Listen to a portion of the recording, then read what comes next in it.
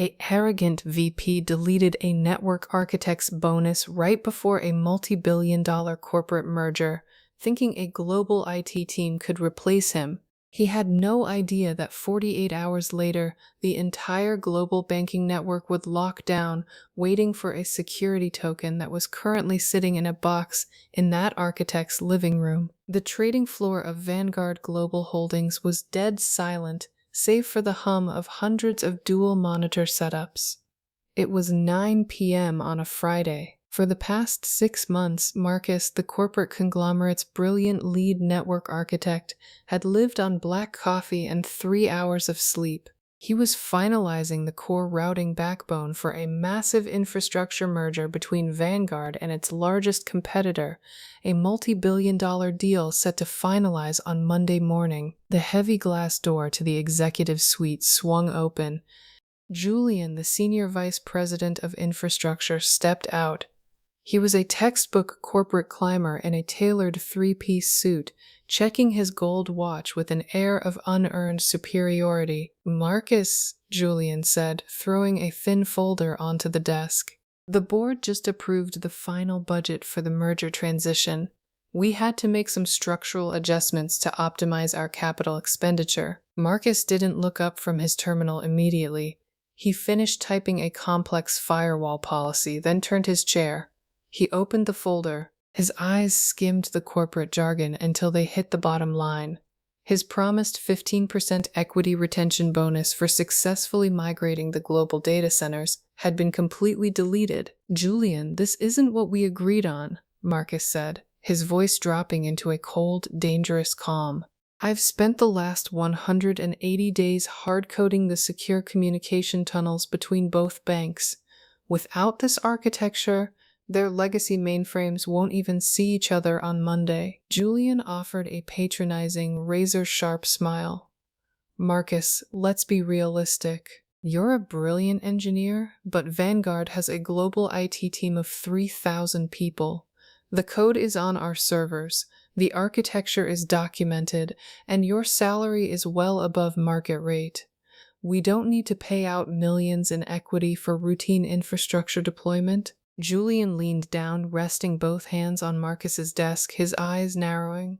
"The board signed off. You can either accept the new corporate structure and stay on as a standard support manager, or we can part ways tonight. Vanguard doesn't negotiate with its own staff." Marcus looked at the flashing green lights on the server rack behind Julian. He didn't blink, he didn't argue. He slowly reached down, pulled his personal encrypted hardware token from the master console, and placed it into his pocket. "I choose tonight," Marcus said quietly. He stood up, grabbed his coat, and walked toward the elevator. Julian chuckled, shaking his head as the elevator doors closed. He genuinely believed that a giant multinational corporation could easily absorb the loss of one quiet technician.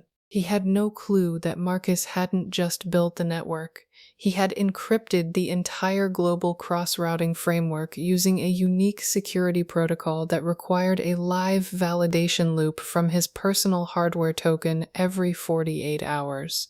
And the clock was already ticking. ***, Chapter 2, The Countdown Begins. ***. By Sunday afternoon, the top floor of the Vanguard Global headquarters looked like a war room.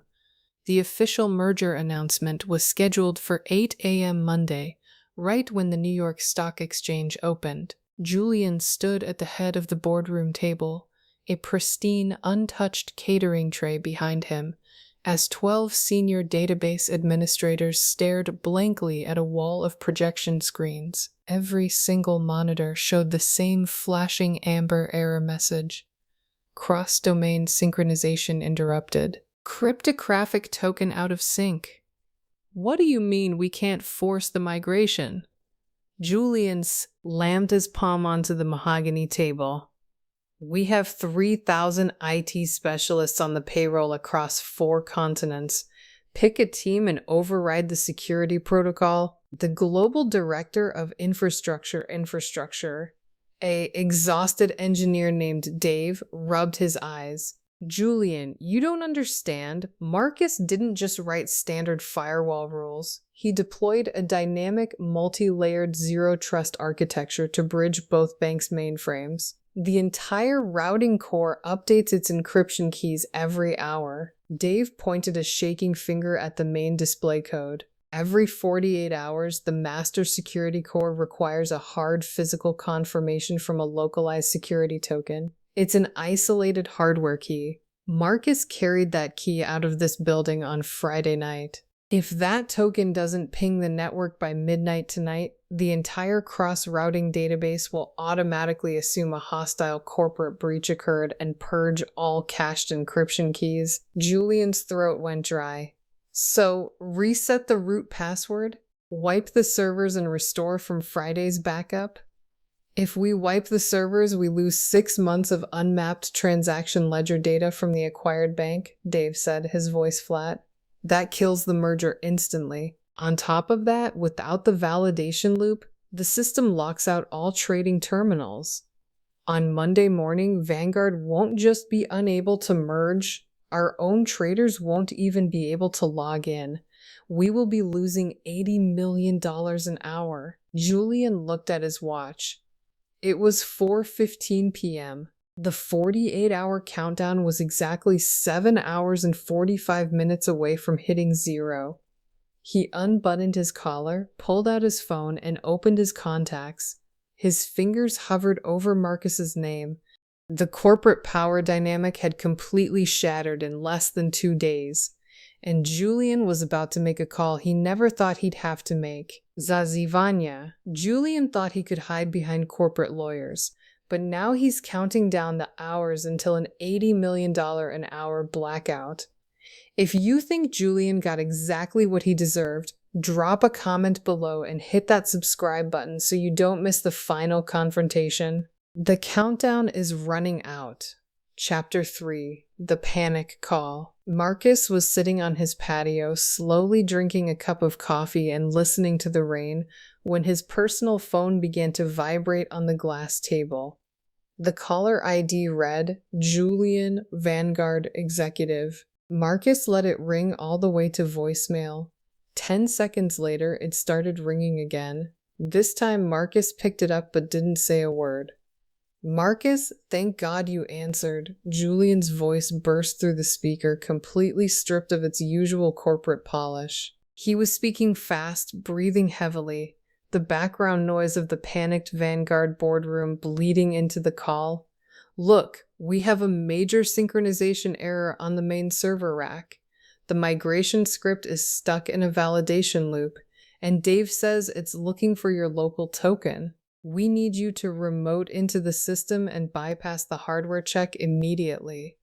Marcus took a slow sip of his coffee. I can't do that, Julian. The hardware token is a hard-coded security standard. You told me on Friday that Vanguard has a global IT team of 3,000 people. Let them handle the validation. Marcus, stop it. This isn't a joke, Julian hissed, trying to regain his dominant posture, though his voice cracked. The entire trading system hits a hard lockdown at midnight. If the mainframes don't sync, the Monday morning opening bell will trigger an automatic $80 million blackout. You're putting the entire company at risk. That is a breach of your employment contract. I don't have an employment contract, Julian. You terminated it on Friday night, Marcus replied, his voice smooth and untroubled. The software architecture on your servers belongs to Vanguard, just like you wanted. But the physical security token is my personal property, holding my proprietary encryption algorithm. If you want a license to use it, we need to talk about capital expenditure. Fine, what do you want? Julian shouted. I'll authorize your 15% equity retention bonus. I'll wire it to your account the second the network turns green. Marcus smiled faintly into the empty garden. That was the price on Friday, Julian. The price went up. I'm checking my email now. I don't see an updated contract from the board. 45 minutes, Marcus.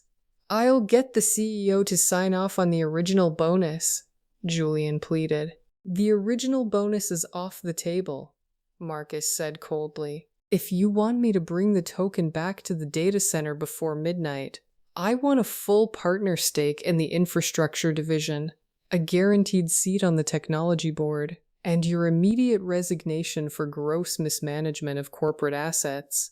You have until 6 p.m. to send the signed board resolution. Otherwise, enjoy the opening bell on Monday. Marcus hung up the phone and placed it face down on the table. He had exactly 1 hour and 15 minutes left to wait. Chapter 4. The Ultimate Leverage. At 5:52 p.m., Julian's career was officially over. Inside the Vanguard boardroom, a secure digital envelope arrived in Marcus's inbox. It contained a fully executed resolution from the board of directors. Signed by the CEO himself, Julian had been forced to step down effective immediately, and Marcus's new contract as chief technology partner was locked in, including a direct seat on the board. Marcus pulled up to the Vanguard corporate tower at 11:15 p.m. The rain was pouring against the glass facade, but inside, the entire executive floor was dead silent, waiting. As Marcus stepped out of the elevator, the remaining senior VPs stood back, treating him with a sudden, tense respect. Dave, the exhausted infrastructure director, let out a massive sigh of relief. Marcus walked straight to the master console on the main server floor. Without saying a single word to anyone, he unzipped his leather jacket, pulled the small, matte black hardware token from his pocket, and slotted it into the primary security bus interface. The console monitor instantly shifted from flashing amber to a deep, steady blue. Lines of cryptographic validation data began cascading down the screens at lightning speed. Validation successful, the system voice announced. Master security loop synchronized, initializing full cross-domain mainframe migration. Across the entire room, the amber warning lights on the server racks turned a solid, synchronized green. The legacy data centers of both global banking giants finally began to merge, executing hundreds of thousands of transaction ledger files every single second. The multi-billion-dollar infrastructure deal was saved with less than 45 minutes to spare before the hard database purge. Marcus checked the system stability readouts, then turned around to face the room. Julian was gone, his desk already cleared out. The 3,000 IT specialists around the world could finally do their jobs, but everyone in that room knew exactly who held the real power. It wasn't the suits, the corporate capital, or the multi-billion-dollar name on the wall. It was the engineer who owned the keys to the brain.